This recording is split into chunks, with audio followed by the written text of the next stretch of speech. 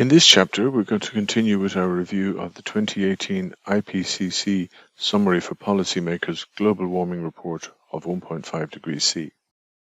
Here, we're going to take a look at some of the impacts that are projected as a result of climate change. We're going to briefly review what these projections look like and what the risk implications are. So for those of you who may not be familiar with risk assessment or risk analysis, it is worth mentioning that what risk is generally taken to mean in these contexts. Risk is often considered in terms of being the product of the likelihood of something happening and the impact of it happening.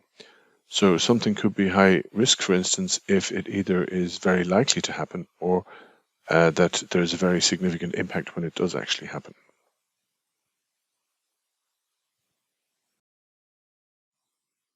In this report, we're going to look at two particular scenarios: the increase of global warming temperature of 1.5 degrees and an increase of up to 2 degrees. The reason for this is that climate models project robust differences in regional climate characteristics between the present day and global warming of 1.5 and between the present day and global warming of 2 degrees. So there are significant differences projected to occur between those two temperatures.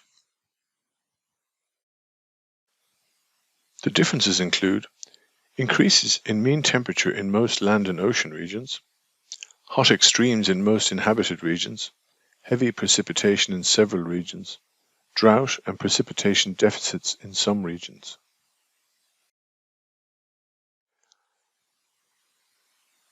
By 2100, global mean sea level rise is projected to be around 0.1 meter lower with global warming of 1.5 degrees compared to 2 degrees. That's with medium confidence. Sea level is projected to continue to rise well beyond 2100 with a high confidence, and the magnitude and rate of this rise will depend, of course, on future emissions pathways. The models predict between 0.26 and 0.77 meters by 2100 for a 1.5 degree of global warming. So in old money, 0.26 to 0.77 meters is basically 10 to 30 inches. So you're talking somewhere between a foot and 2.5 feet of a rise. An additional 0.1 meter or 4 inches if we go up to 2 degrees.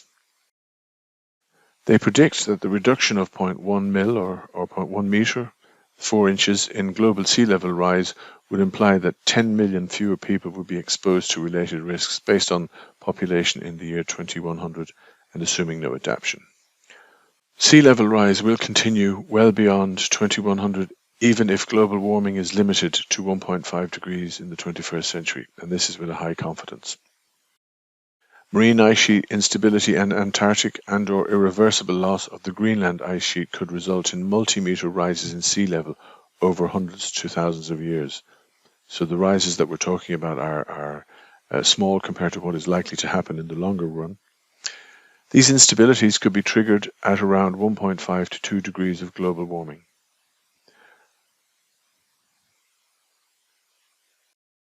On land, impacts on biodiversity and ecosystems, including loss of species and extinction, are projected to be lower at 1.5 of global warming compared to 2 degrees.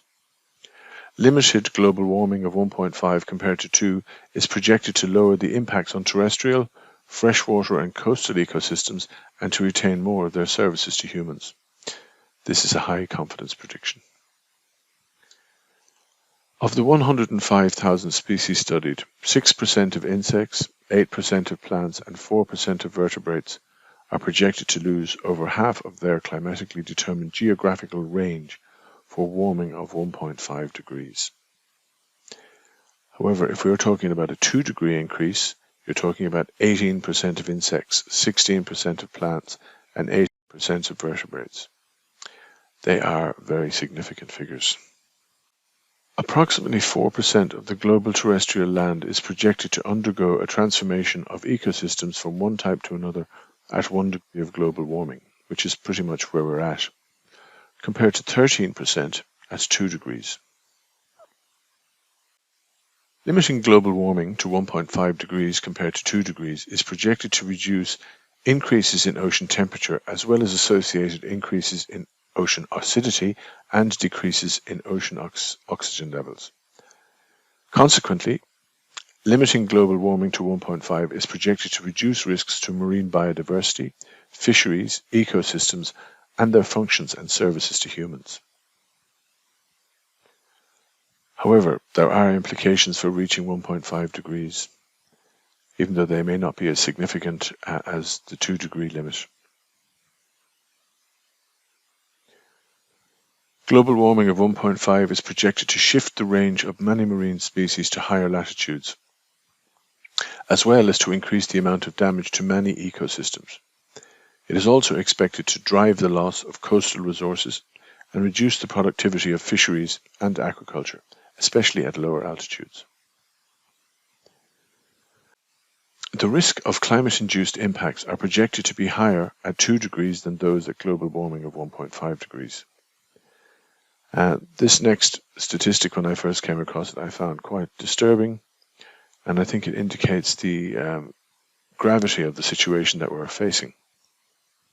If we look at coral reefs, for example, they are projected to decline by a further 70 to 90% at 1.5 degrees, with larger losses, i.e. greater than 99% at 2 degrees, and this is a projection at a very high confidence level. The risk of irreversible loss of many marine and coastal ecosystems increases with global warming, especially when we go to 2 degrees or more. That is with a high degree of confidence. Climate-related risks to health, livelihoods, food security, water supply, human security, and economic growth are projected to increase with global warming of 1.5 and increase further with global warming of 2 degrees. Most adaptation needs will be lower for global warming of 1.5 compared to 2 degrees. There are a wide range of adaptation options that can reduce the risk of climate change. There are limits, of course, to adaptation and adaptive capacity for some human and natural systems at global warming of 1.5 degrees with associated losses. The number and availability of adaptation options vary by sector.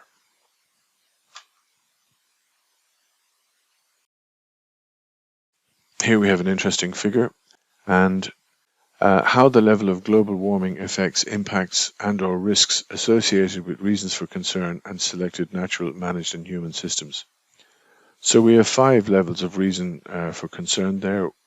RFC 1, unique and threatened systems; 2, extreme weather events; 3, distribution of impacts; 4, global aggregate impacts; and 5, large-scale singular events. We've got a color scheme there which indicates the level and the severity of the risk. So purple, very high risk, severe impacts; red, severe impacts, widespread impacts; yellow indicates impacts are detectable and attributable to climate change with at least medium confidence, and white indicates that no impacts are detectable.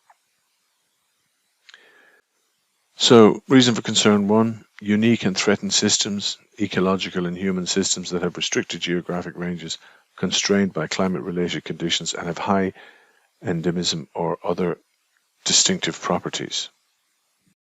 Here, by endemism, we mean the degree to which the plants or animals of a particular area are both native and restricted to it, or the state or quality of being native and restricted to particular areas. So examples of this include coral reefs, the Arctic and its indigenous peoples, mountain glaciers and biodiversity hotspots. RFC 2, extreme weather events, risks, impacts to human health, livelihoods, assets and ecosystems from extreme weather events such as heat waves, heavy rain, drought and associated wildfires, and coastal flooding. Reason for concern 3, distribution of impacts, risks or impacts that disproportionately affect particular groups due to uneven distribution of physical climate change hazards, exposure or vulnerability. RFC 4, global aggregate impacts, global monetary damage, global state degradation and loss of ecosystems and biodiversity.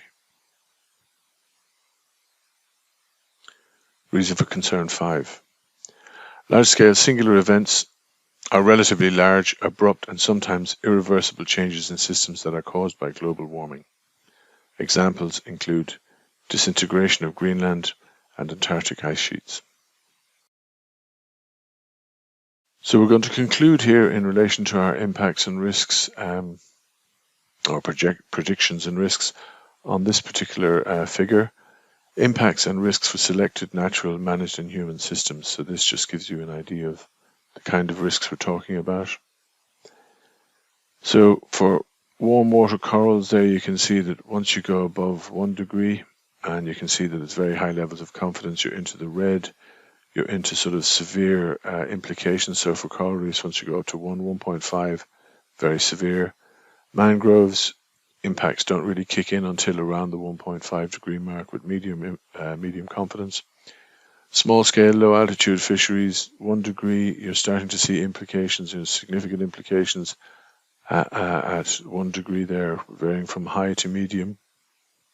And obviously once you go into or up to 1.5, you're talking about significant impacts, and above 2, very significant. Arctic region, clearly any increase in the temperature is going to have a significant impact there. And you can see that the higher the temperature goes, the more significant the impact. Terrestrial ecosystems, again, once you go above about a half a degree of a change, you start having significant impacts. And then once you go above 1.5, you have very significant impacts. Coastal flooding, again, once the temperature starts raising at all, and once you go above 2 degrees, you're talking about very significant impacts. Fluvial flooding, again, similar, maybe less noticeable than or less impactful than the coastal flooding ones. Crop yields, again, don't start to really impact until you get to 1 degree, and then they are quite significant. Tourism, it has global warming is going to have a significant impact on tourism, and heat-related morbidity and mortality. Obviously, as the temperature goes up, the higher the likelihood of people dying from heat exposure. Happy stuff.